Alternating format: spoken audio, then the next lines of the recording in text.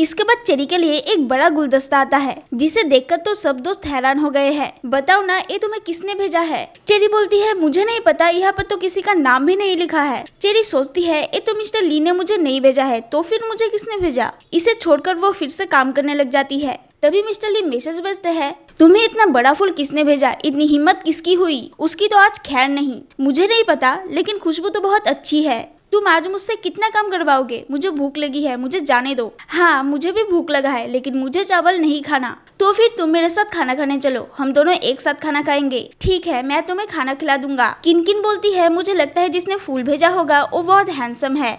मुझे एक कॉल आ रहा है, मैं आती हूँ। चेरी, तुमने बोला था हम दोनों ही खाना खाएंगे, तो किनकिन यहाँ पर क्या कर रही है? मुझे लगता है तुम अभी तक फूल भेजने वाले के बारे में ही सोच रहे हो। नहीं, मैं उसे नहीं जानती और उसे पसंद भी नहीं करती। तो तुम अगर उसे पसंद नहीं करती तो अभी मुझे किस करो। ये बोलते ही दोनों किस करते हैं। ठीक है मिस्टर ली, अभी हम दोनों काम पर वापस जाते हैं। मिस्टर ली की भाई ने चेरी को लंच पर बुलाया है, लेकिन चेरी अकेले न जाकर मिस्टर ली को भी साथ ले जाती है। दोनों को एक साथ देखकर वो हैरान हो जाता है। क्या तुमने उसे इतना बड़ा गुलदस्ता भेजकर डिनर पर बुलाया है? हाँ, और आज रात मैं कुछ बड़ा करने वाला हूँ, और तुम कोई गड़बड़ी मत करना। मैं सिर्फ यहाँ पर खाने आया हूँ, कोई गड़बड़ करने नहीं।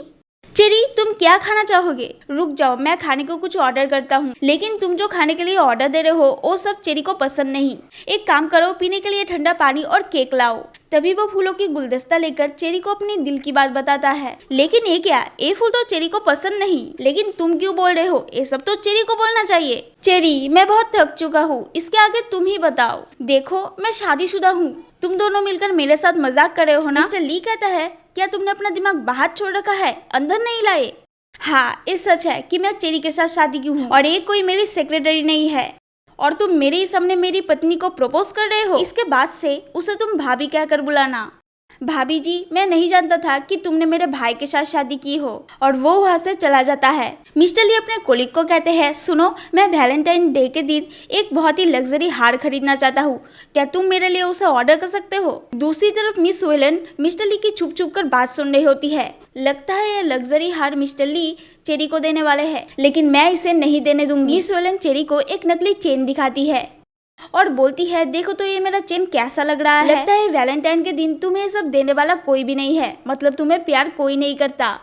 ये सब बोलकर वो वहाँ से चली जाती है। मिस्टर ली पीछे से आते हैं और चेरी को बोलते हैं, मैं तुम्हारे लिए एक गिफ्ट लाया हूँ, देखो तो तुम्हें कैसा लगा। इसे देखकर वो बोलती है, मुझे लगता है तुमने अपने बचपन की प्रेमिका और मुझे एक जैसा चेन देने का फैसला लिया है। क्या मिस वेलन के पास ऐसा ही चेन है? तभी मिस्टर ली उस चेन को फेंक देते हैं और बोलते हैं, कसम से मुझे नहीं पता कि दो एक जैसे चेन कहाँ से आया। मिस्टर ली तुम्हें अपने रूम में बुलाया है। और ये बात सुनकर मिस वेलन खुश हो जाती है। सभी दोस्त बात करती है, ये तो खुद को किसी जगह की प्रेसिडेंट समझती है। मिस्टर ली गुस्से में उससे कहता है, लगता है तुम्हारे परिवार ने तुम्हें इतनी चालाकी करना सिखाया है। मैं तुम्हें कभी भी पसंद नहीं करूंगा और मेरे साथ ये सब चालाकी करना बंद करो। लेकिन तुम मुझसे ऐसे क्यों बात कर रहे हो? तुम्हें याद है बचपन में तुमने मुझसे शादी करने की इच्छा जताई थी। अरे तुम क्या पागल हो कि बचपन की बात अभी तक तुमने याद करके रखा है? चले जाओ मेरे सामने से। मिस वेलन गुस्से में चेरी के ऊपर गर्म पानी फेंकता है, लेकिन मिस्टर ली सामने आकर उसे बचा लेता है। लेकिन मैंने ये सब जानबूझकर नहीं किया। तभी चेरी उसे एक थप्पड़ मार देती है और वो भी एक कप गर्म कॉफी मिस वेलन के ऊपर फेंक देती है। अब देखो गर्म चीज फेंकना कैसा लगता है।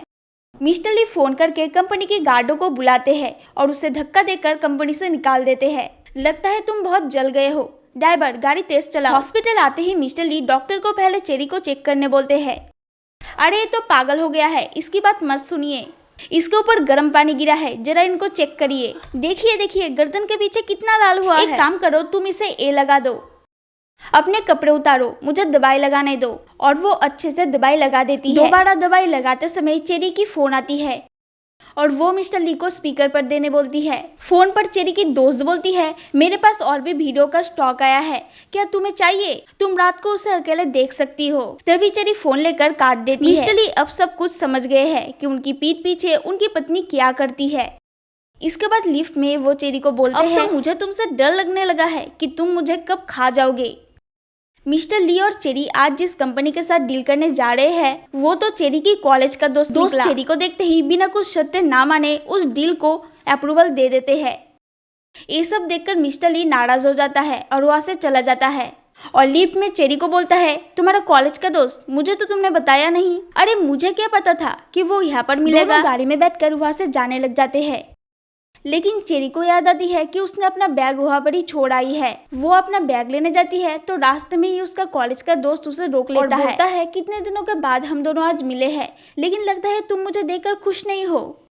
चेरी बोलती है, हाँ मैं हूँ, लेकिन मुझे दिखावा करने की जरूरत नहीं है। चेरी, मैं तुमसे कॉलेज के टाइम से एक बात कहना चाहता था, लेकिन आज तक नहीं कह पाया कि मैं तुम्हें बहुत पसंद करता हूँ, लेकिन मुझे माफ करो, ये सब अभी कहकर कोई फायदा नहीं, और अभी मुझे जाने दो। चेरी अभी अपना फोन देख रही है।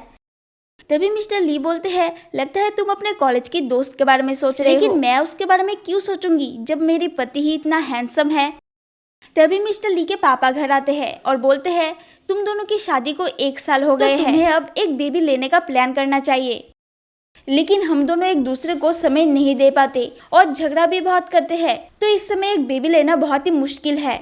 लेकिन तुम दोनों अगर अपनी दुश्मनी भुलाकर एक बच्चा पैदा करते हो तो मैं कुछ बिना सोचे समझे मेरी सारी प्रॉपर्टी तुम्हारे नाम कर दूंगा। चेरी तो ये बात सुनकर हैरान हो जाती है। आप लोगों ने पहले से ही मुझे बहुत कुछ दे दिया है और ये शर्त मानने की मैं पूरी कोशिश करूंगी और आपके लिए एक बच्चा पैदा करूंगी। ठीक है, अब बहुत देर हो चुकी है और मैं पहले काम खत्म कर लेती हूँ, फिर आपसे इतने घंटे बीत चुके हैं, लेकिन चेरी ने 1 कप कॉफी तो किया, 1 गिलास पानी तक मुझसे नहीं पूछा। चेरी दरवाजा लगाकर मिस्टर ली की तरफ दौड़ती है और मिस्टर ली को पकड़कर किस करती है और वो चेरी को उठाकर अपने बेडरूम पर ले आते हैं। वो अब एक बच्चे के लिए कुछ भी कर सकती है। तुम मुझे क्या देख रहे हो, ये सब तुम्हारी गलती है। मैं तुम्हारी मालिश कर देता हूँ।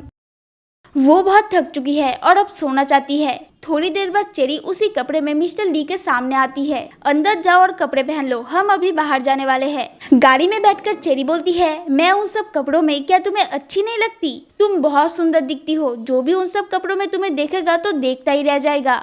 मिस्टर ली और चेरी दादाजी के घर डिनर करने आए हैं, जहाँ पे उसको इतनी चिकन खाते हुए मिस्टर ली हैरान हो जाते हैं। बैठी हुई अपनी फोन देखती है।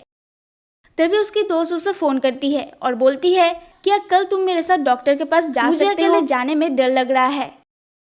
चेरी बोलती है, ठीक है, मैं तुम्हारे साथ चली जाऊंगी। हॉस्पिटल में आकर चेरी डॉक्टर से पूछती है, डॉक्टर, क्या मैं अपनी प्रेगनेंसी का चांस नहीं बढ़ा सकती? हाँ, मैं कुछ दवाई आपको देता हूँ जिसे समय पर लेने से आपका चांस बढ़ सकता है। फिर कियान को बाहर किसी डॉक्टर के साथ बात करते देख चेरी वहाँ से चली जाती है।